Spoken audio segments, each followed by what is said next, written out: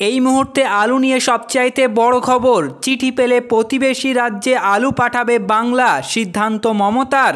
পড়োশী রাজ্যে আলু পাঠাতে পারে রাজ্য, তবে সে রাজ্যের মুখ্যমন্ত্রী যদি চিঠি দিয়ে আলু পাঠানোর আবেদন করে তবেই নবান্নের বৈঠকে, এমনটাই জানিয়েছে মাননীয় মুখ্যমন্ত্রী মমতা বন্দ্যোপাধ্যায়। তবে কি এবার ব্যবসায়ীদের বন্ধ উঠে যাবে? তো আসুন জেনে নেওয়া যাক আজকের বিস্তারিত খবর।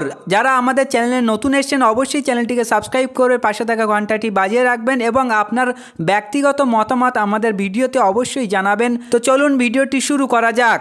টাস্ক ফোর্সের বৈঠকে প্রতিবেশী দুই রাজ্যকে আলু রপ্তানির অনুমতি দিলেন মাননীয় মুখ্যমন্ত্রী মমতা বন্দ্যোপাধ্যায়। বাজার দর নিয়ন্ত্রণে মঙ্গলবার মুখ্য সচিবের ডাকে টাস্ক ফোর্সের বৈঠক অনুষ্ঠিত হয় নবান্নে। বৈঠকে মুখ্য সচিব ডাকলেও আচমকাই সেই বৈঠকে উপস্থিত হন মুখ্যমন্ত্রী। সেখানেই এই আলু রপ্তানির বিষয়টি ওঠে।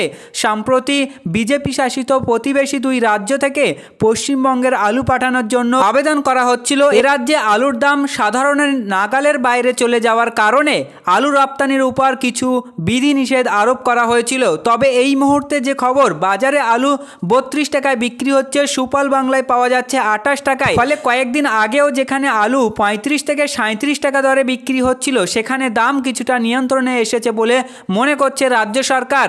এই অবস্থায় প্রতিবেশী রাজ্যের চাহিদা মেটাতে কিছু আলু ছাড়ার নির্দেশ দিল রাজ্য সরকার। এক্ষেত্রে যদি প্রতিবেশী দুই রাজ্য থেকে রাজ্য সরকারের কাছে আলু চেয়ে আবেদন আসে, তবেই দক্ষিণবঙ্গ থেকে 1 লক্ষ মেট্রিক টন উড়িষ্যাকে আলু পাঠানো হবে বলে জানা গিয়েছে। একইভাবে অসম থেকে আবেদন এলে উত্তরবঙ্গের হিমঘর থেকে 1 লক্ষ মেট্রিক টন আলু পাঠানো হবে বলে খবর। উভয় রাজ্যের মুখ্যমন্ত্রীকে রাজ্যের কাছে চিঠি পাঠিয়ে আলু চাইতে হবে, তবেই সেখানে আলু পাঠানো হবে, এমনটাই নির্দেশ দিলেন মাননীয় মুখ্যমন্ত্রী মমতা বন্দ্যোপাধ্যায়। একই সঙ্গে তিনি এও জানায় যে আগামী দিনে রাজ্যের আলুর দাম অস্বাভাবিক হারে বৃদ্ধি পেলে আবার আলু রপ্তানি নিয়ে নির্দেশ পুনর্বিবেচনা করা হতে পারে। একদিকে আলু ব্যবসায়ীদের বন্ধ নিয়ে এদিনও কড়া বার্তা দিয়েছেন মুখ্যমন্ত্রী মমতা বন্দ্যোপাধ্যায়। এদিন বৈঠকে তিনি উত্তরবঙ্গের আলু ব্যবসায়ীরা কর্মবিরতি না করার জন্য তাদের প্রশংসা করেছেন। একইভাবে দক্ষিণবঙ্গের প্রগতিশীল আলু ব্যবসায়ী সমিতি নেতা লালু মুখোপাধ্যায় বন্ধে সামিল হওয়ার জন্য মুখ্যমন্ত্রীর সমালোচনার মুখে পড়েন। তিনি বলেন, এ রাজ্যটা ধর্মঘাটের রাজ্য নয়, পুলিশ ডিপার্টমেন্ট এ বিষয়ে নজর রাখবে। যারা চোরা পথে আলু নিয়ে গিয়েছে এতদিন, তাদের বিরুদ্ধে তদন্ত এবং প্রয়োজনীয় ব্যবস্থা নেওয়া হতে পারে।